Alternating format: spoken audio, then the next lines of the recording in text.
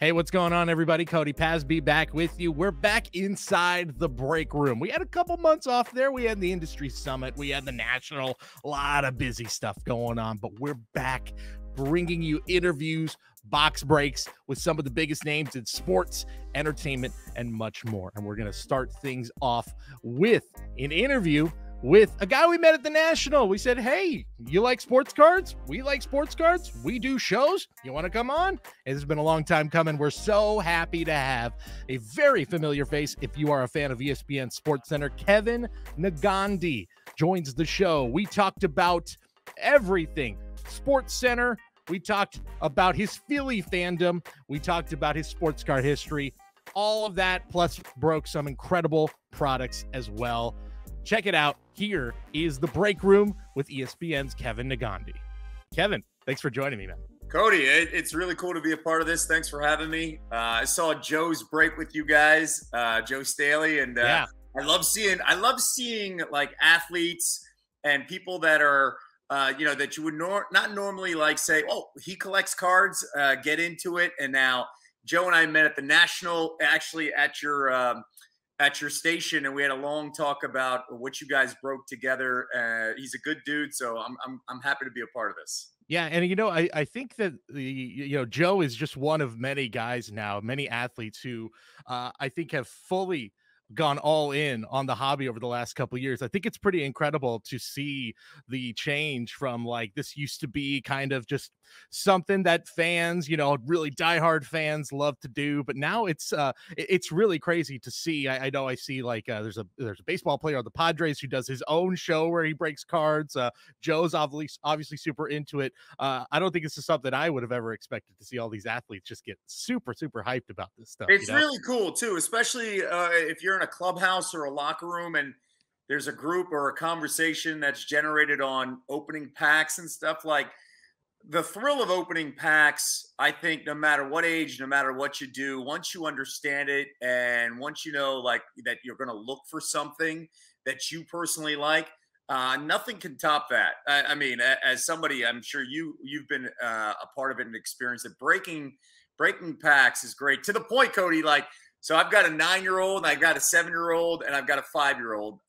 We buy boxes and we break around with my wife, and we break around the kitchen, and we wait. Every person gets a pack, and we go down the list, and it's like, it's the 5-year-old's turn, it's the 7-year-old's turn, it's the 9-year-old's turn. And I told them I was doing this this morning, and my 9-year-old was so mad this morning when we went to the bus stop. He was like, can you pull me and Noah out of school so we can come in to do this? And I said, I can't do that, honestly. And they're like, why? I was like, I just, that it doesn't function that way. I can't write a note to your principal and say, yeah, I need to pull them out because we're breaking packs. Yeah, exactly. He needs to stay home. There's a chance we're going to hit a Patrick Mahomes autograph. Like, come on, make an exception this one time. How did you get into this? How'd you get into collecting?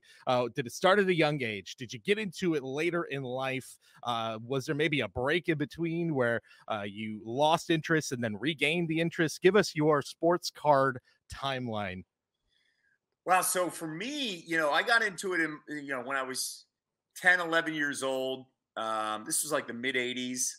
And I had an aunt, she's still with us, where she specifically would say every year, hey, I'm at the card shop, I'm going to get you this Topps entire set. Are you good with that? And I was like, absolutely. I'm not going to say no. So that became her thing, where every year from 84 to 90, she got me, for Christmas, the entire baseball set.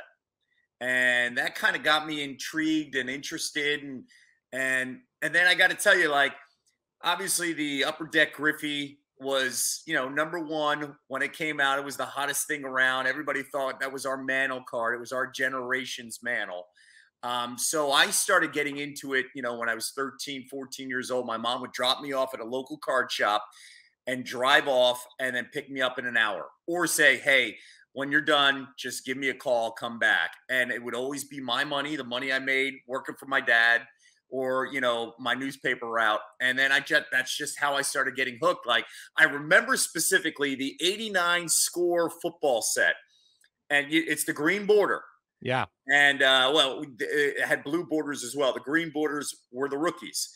And I bought a Barry Sanders, a Troy Aikman, a Deion Sanders, Andre Rison, and Broderick Thomas, Derek Thomas for a quarter each, $1.50.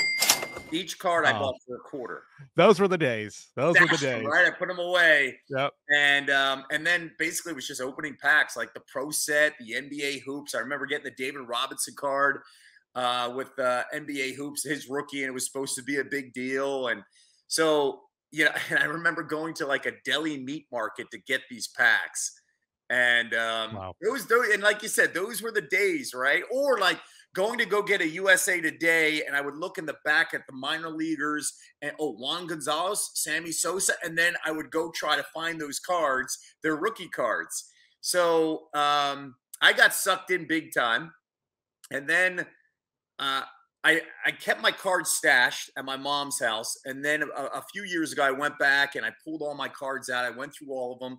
I brought them to my house, and then during the pandemic last year, I think like any story with a guy who's he's killing time in his 30s and 40s, and he's just, hey, you got to clean some storage. You stumble upon something, and I stumbled upon all my cards, and I sat down with my two boys. We started looking.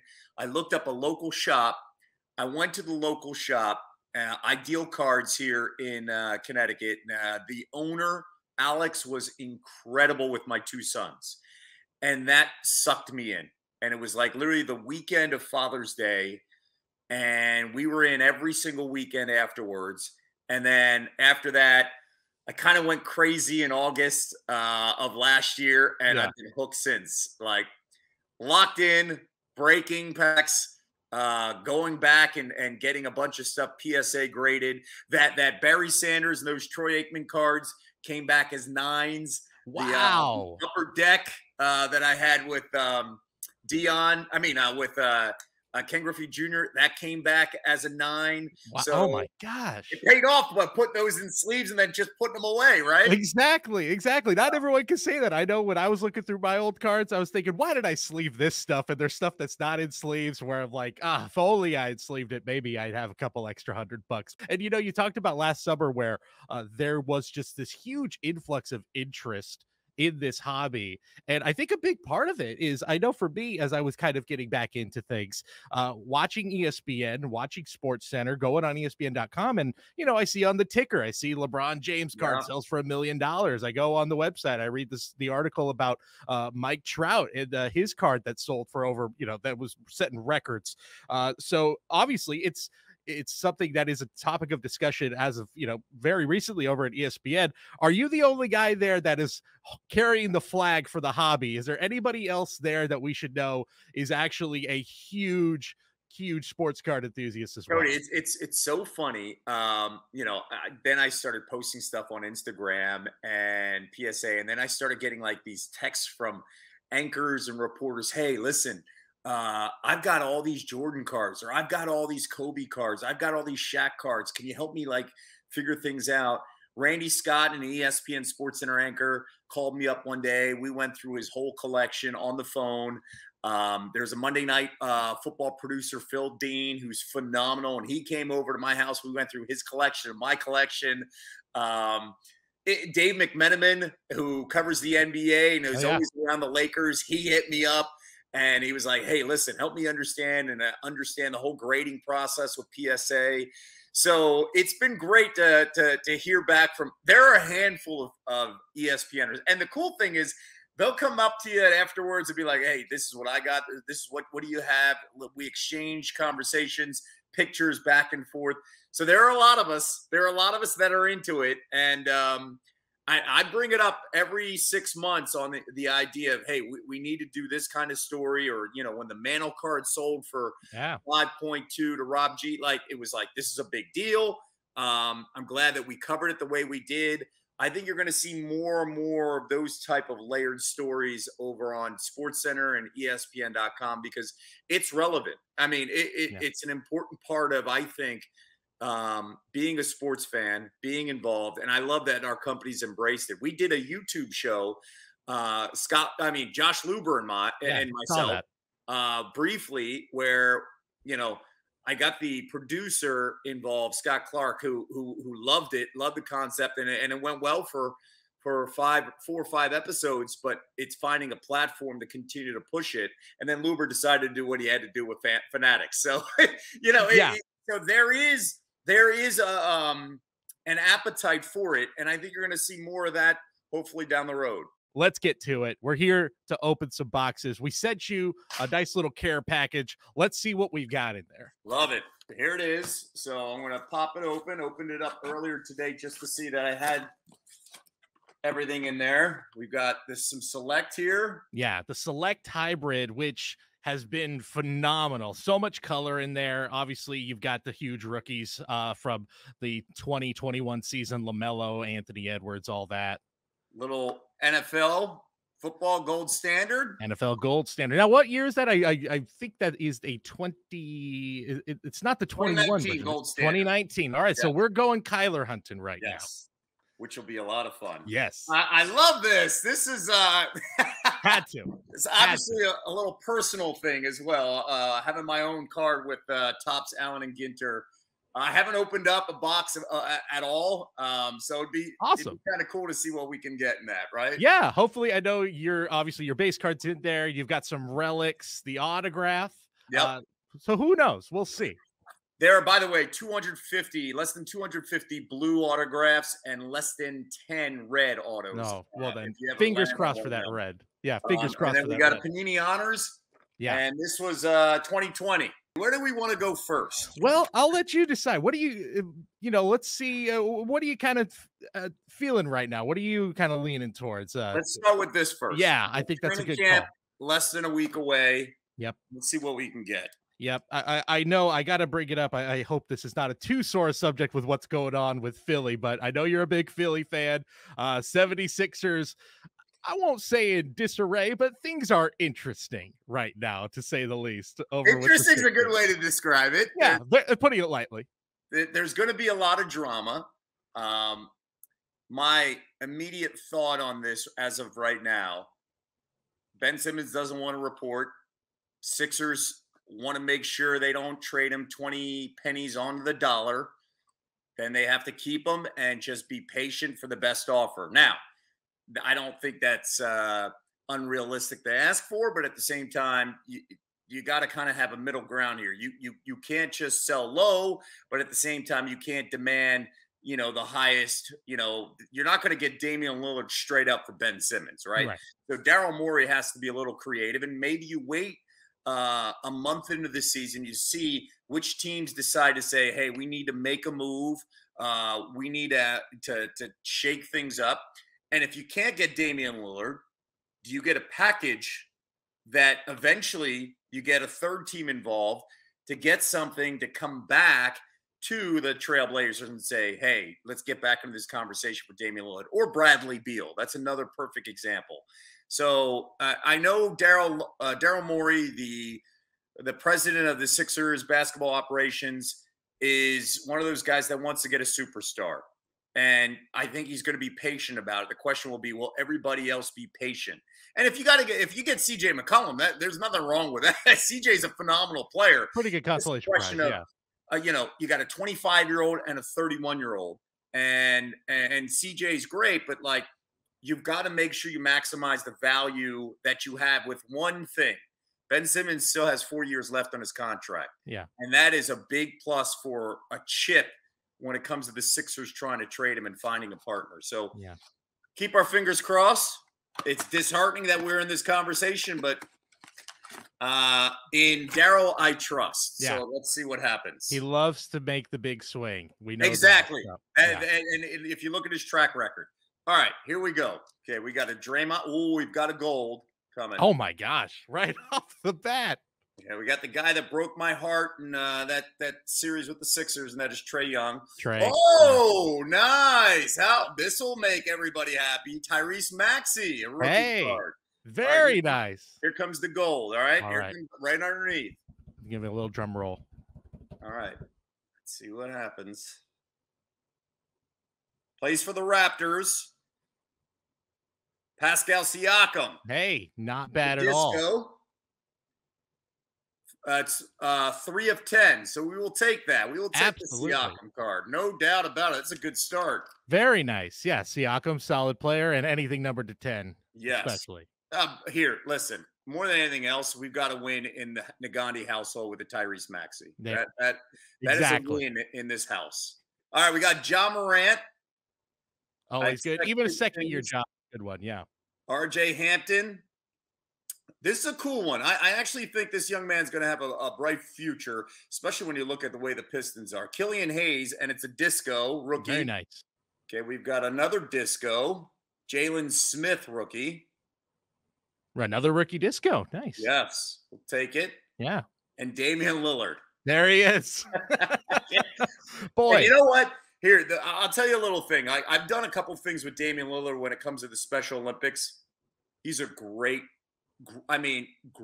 human being. Like, outside of being a great basketball player, like, just a really, really good dude. And, when you're teaching your kids, about certain players and who to root for, naturally, they can't escape the Philly fandom, and they have their players. And, my oldest has certain guys that he likes. But the one thing I always tell him, I was like, if you're going to root for somebody outside of a Sixers uniform, Damian Lillard's the type of person you want to root for. Yes. So, piece of me keeps my fingers crossed if eventually they could land him. That would be incredible.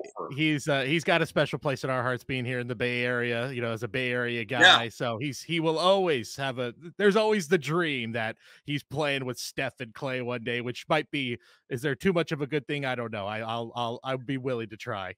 I can't even imagine, like, if that were to happen, like, good luck trying to, literally you're going to double team one guy, or at least focus on one guy. Good luck when you have that entire team outside shooting, and then Draymond doing the dirty work, right? Yeah. Underneath. Another Tyrese Maxey.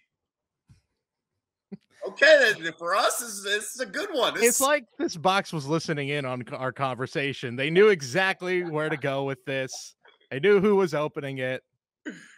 That's a good start for us. All right, let's go to some football here. All right, let's do it. Gold standard. Gold standard? Love the gold standard. Again, yeah, we're looking for that Kyler Murray rookie who is just, my gosh, looking so phenomenal in these first 2 weeks. He's great. And he's, again, like we talk about, like, rooting, he's a good dude. Yeah. And honestly, anything he does, you hold your breath.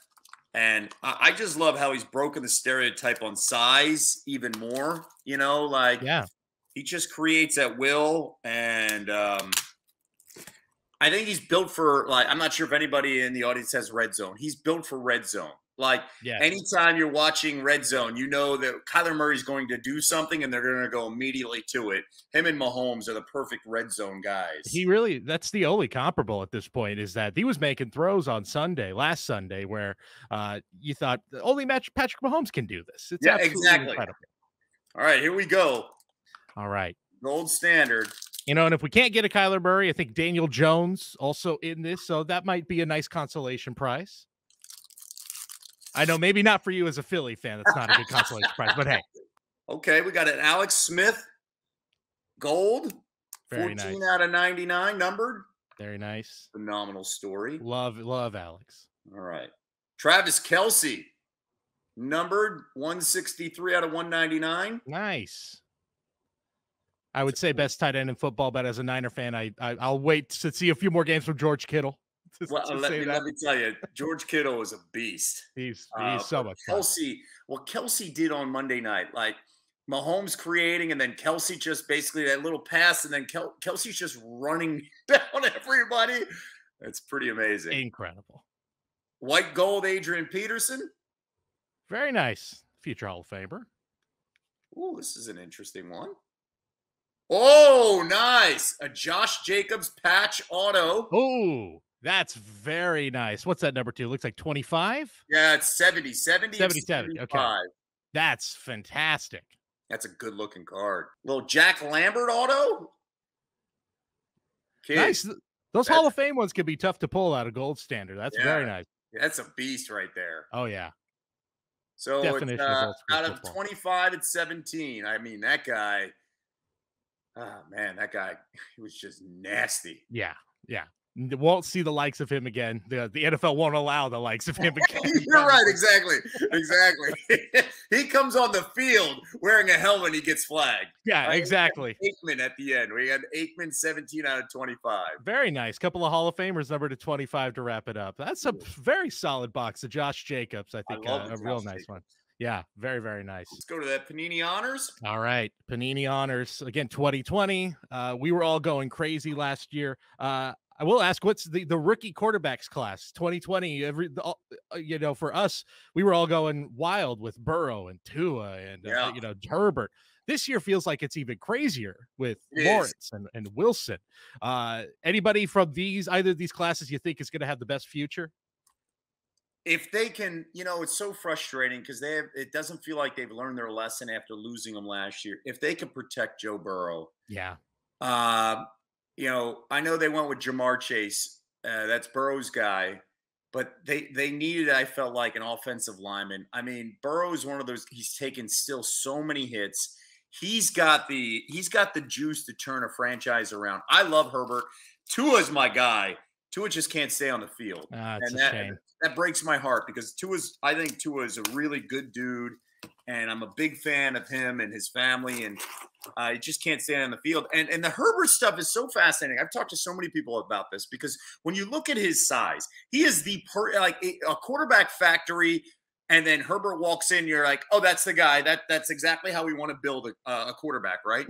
And everybody had that perception in college. And then when you watched him, especially his final year, it was just like he's missing something. And it turns out he just wasn't utilized the right way in that offense at Oregon. Right. And now, I thought Anthony Lynn did a really good job last year with him. I think that's always underscored here with the Chargers. Now he has the confidence. I think that the sky's the limit of that guy. And, it's great for that franchise because going to LA, they had no hook. They had no hook for that fan base. You're going to a game to watch Justin Herbert, right? Yeah. Like my son, my oldest, wants 2 jerseys, Kyler Murray and Justin Herbert. Those are the 2 jerseys he wants. Wow. And I'm like, I don't blame you. You're smart. So here we go with this. And then you asked me about this year's draft class. I just pray for Zach. Ooh, okay. We didn't waste any time. Wow. All right, here we go. We got Michael Vick auto. Oh. 2 of 2. On card, 2 of 2. Oh, that's phenomenal. That's an awesome looking card. That's such a good looking card. Oh, man, the red unis and the Madden cover look right there. Man. And then we got a guy who I think is, if his coach is patient with him, like he deserves a shot, like to basically stay there and grow with the franchise if his coach is patient with him. And that is Derek Carr. Hey, you know what? His cards right now are really on the up and up. Yeah, it's a good looking card too. I love that. I love that little green wave to it. Yeah, that's nice. Really cool.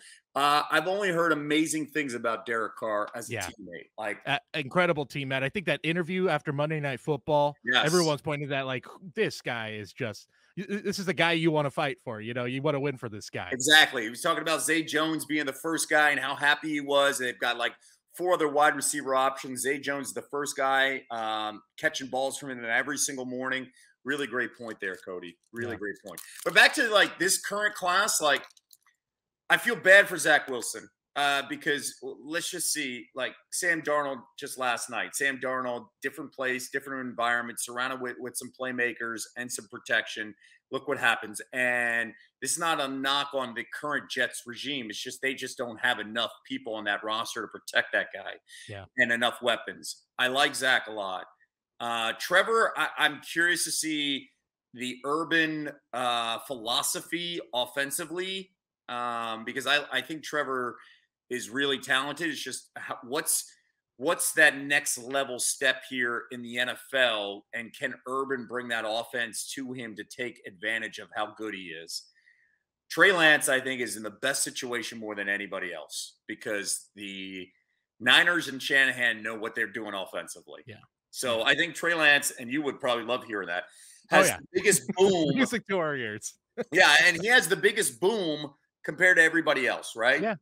I feel bad for Justin Fields because I have no idea what Matt Nagy's doing. and I think a lot of people agree. Like, yeah, that seems to be the consensus. Yeah, what are we doing? Like, I know he compared this to the Alex Smith, Patrick Mahomes time when he was with the Chiefs, but I'm sorry, Andy Dalton is not Alex Smith. No. And like Justin Fields is your best chance to win regardless. And we should all have bosses that love us the way or protect us the way Nagy protects Andy Dalton in all these possible things. In every scenario, it's incredible.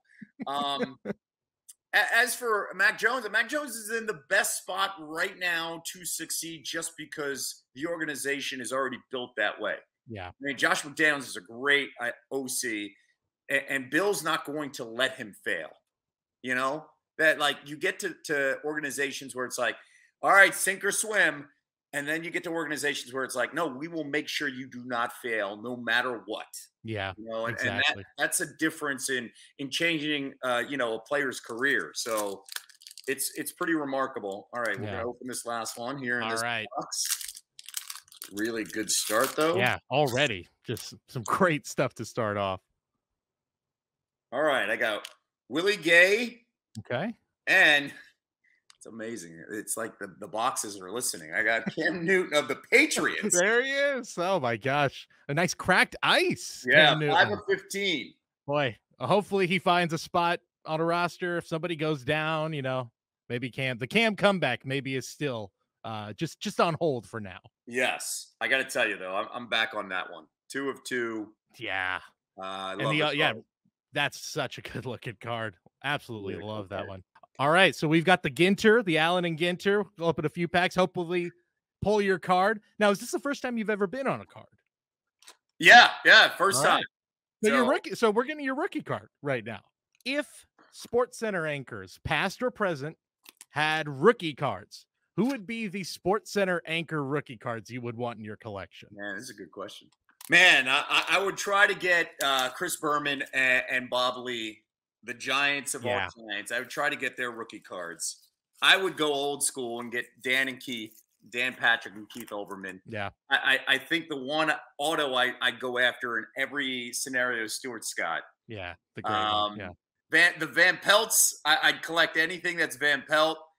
My co-anchor for 5 years on SportsCenter in the morning was Hannah Storm. I'd grab all the Hannah Storm cards I could, because she's a pioneer and a legend. And then the Robin Roberts, who I've worked with a handful of times, who I absolutely love. Those are the Giants that I would go after right now, right? And then you can have like lasting guys. Like I think the Reese Davises and the Steve Levy's and the Kenny Maynes, the John Andersons. Those are the ones that you're building your collection. But to me, you can't touch Bob Lee and Chris Berman.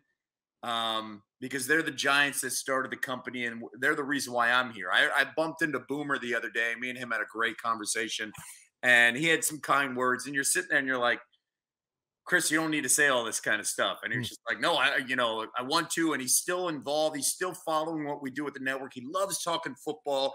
Every time we see each other, he knows how much I love the Eagles. So he's like trying to get the lowdown on my thoughts on the Eagles. So it's just great. It's just great seeing guys like that. That's special. That's awesome. Man. Yeah.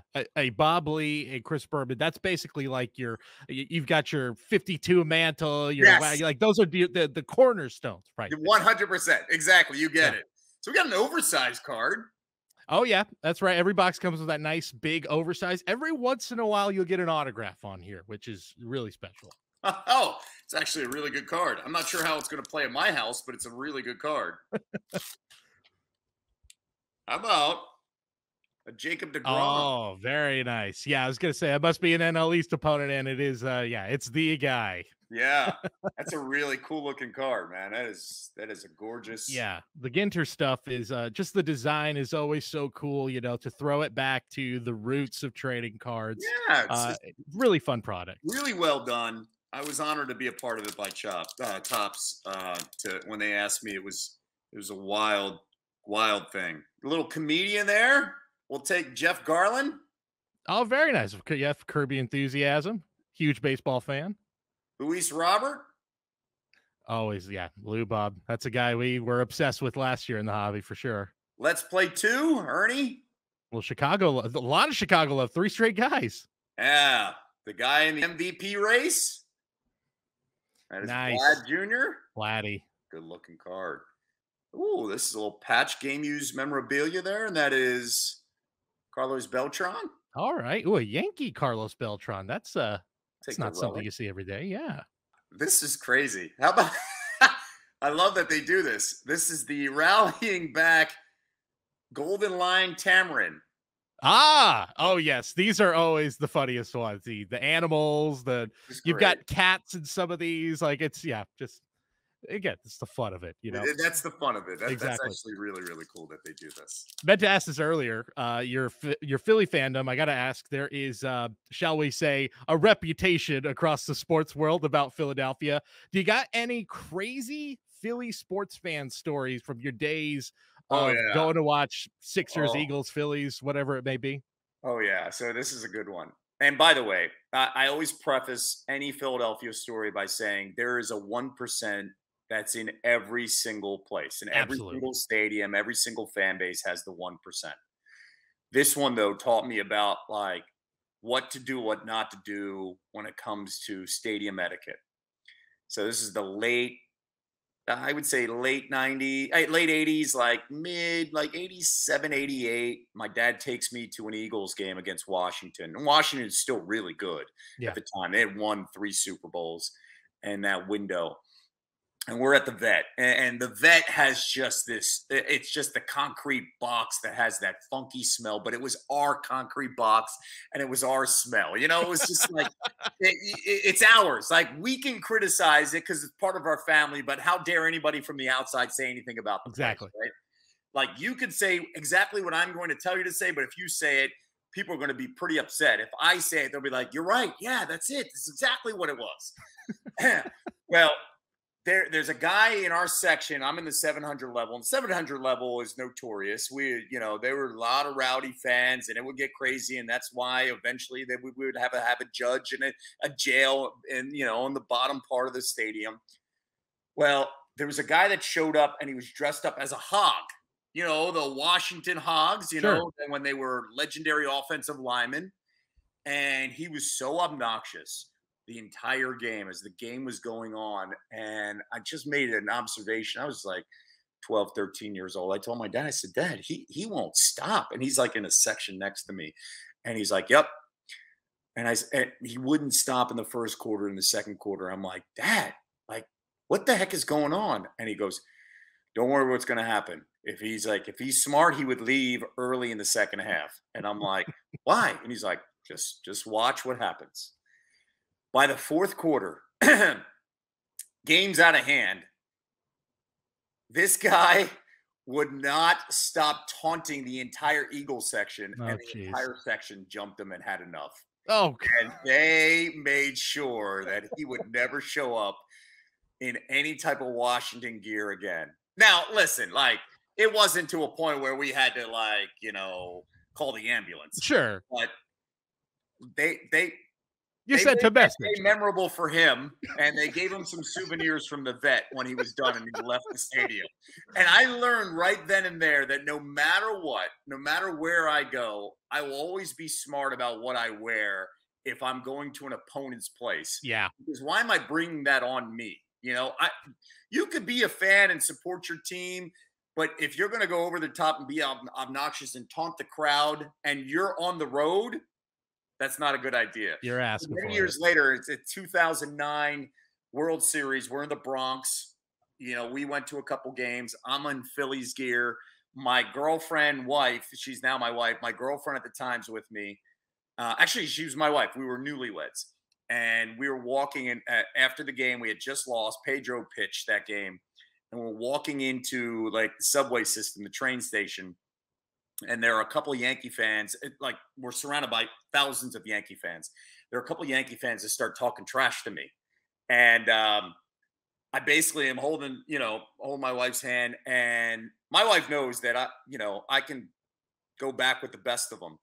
And she's like, how come you're not saying anything back? And I said, because babe, if you look around, it's 5,000 versus one, Yeah. and I'm not having you fight. I'm on my own. Yeah. And my wife started talking, like talking, chirping back and forth, and I was like, "What are you doing? You're writing checks. I can't cash. I'm going to be by myself here." But I loved her. I loved her fight. She's not even from Philly, and then she still didn't back down from anybody. Right. Which is great. You know? That's why you married her right there. No, So yes. sure, you realize. Well, Yes. yeah, I can't. Yeah, she's a keeper. She's from Florida. She's a diehard SEC fan, so that bleeds across the board whenever she hears trash talk. There you go. That's what it is. It's in her blood. This will be a big hit in our house. Tatis, man, he is something special. Even as a Giants fan, I could say, you know, we get to watch him a lot. And man, he's. By the way, your Giants, I can't believe it. Like, yeah, I can't either. It's amazing. Like you start off strong. You're like, okay, then eventually, second half though, to be the oldest team in the league and to be 40 plus games over 500 with the Dodgers and Padres every single week coming at you, like it's pretty impressive. It's you know, if I were the Dodgers or Padres, I'd be a little upset right about now. You go, man, we did everything to make sure we were going to dominate this division. And here's these guys, these bunch of old guys and has-beens and misfits and cast-offs, and they've got 99 wins. It's incredible. Blows my mind. Do you have a favorite product right now? I know you mentioned you were opening, like, as a kid, you opened Score, and, Upper Deck, but modern day cards, do you have anything in particular that you lean towards? Like the stuff that you can, like the stuffs I break with the kids, the Optic, they love the Optic. I think it's just a cool looking card. You know, the prisms are great. Like, you know, we went through a whole mosaic thing. So obviously, I would never break National Treasures with them because they wouldn't have any idea what they're doing. No, that's the one you got to put on the protective gloves. You got to be real careful about that one. That's one of those. You guys can stay there and watch me, and we'll stay over here. We'll watch me through the plexiglass, the protective glass. Piece this sucker up. So you know the National Treasures is really cool, and obviously you know you don't just go through those all the time. But I like the prism stuff. I love Optic. I'm huge in it, you know, and I think Select is super underrated, especially a few years ago. I like some of the Select that we saw in years past. My concern is, you know, the mass production of Select being everywhere. But when you pull out the cards, it's just gorgeous. I mean, the cards are really, really cool. All right, how about we say let's do maybe one more pack here. See, you know, fingers crossed. Get that Kevin Negandhi rookie card. Got a Honus Wagner. All right. Guy who's underrated in my mind. Ichiro. Oh, underrated, really? Yeah. I think Ichiro is still underrated. Still, but probably a top 5 favorite baseball player for me. Just so much fun to watch. So much fun. Yeah. Ben Soffer. All right. Let's see. For social media influencer. Interesting. That's where, we've got you two. Well, hopefully that means that maybe, you know, me and Doug and the guys here at Mojobreak can get on a card someday if that's where we're going now. All right. Victor Gonzalez, real life. What we got? Mascots in real life. So Benny the Brewer, this is the guy in real life, I guess. Now that's interesting. Boy, in a way, I hope maybe the kids don't open that one where it's like, you know, that's like you're going to the mall and you rip the beard off of Santa's face. You're like, oh no, wait, that's not what's supposed to happen. This is a really cool card here. This is an A-Rod dating back to 2015, top historical hits. Ooh, very nice. Ooh, I like that. Yeah, great looking card. So this is the day he passed Willie Mays for 661 home runs. Very cool. 4th place on the list. So that's really cool. Yeah. You know, like. What I'll do for sure, Cody, is if we break on a Negandhi card, I'll make sure we'll have I'll tape the kids and we'll break it and we'll see what happens. I was gonna say now you've got something. Now you can make up for it. You know, the kids were all upset. Now you're like, hey, guess what? Got a whole box of Allen and Ginter. We got a whole Friday night ahead of us. Let's have some fun. That's great, Cody. I appreciate that. Thank you. They'll have so much fun with it. Oh, absolutely. Well, thanks, Kevin, so much for coming by the break room. We really appreciate it. Again, check out Kevin Negandhi on ESPN Sportscenter. Kevin, thanks for stopping by the break room. Cody, be well. Good luck to your Giants.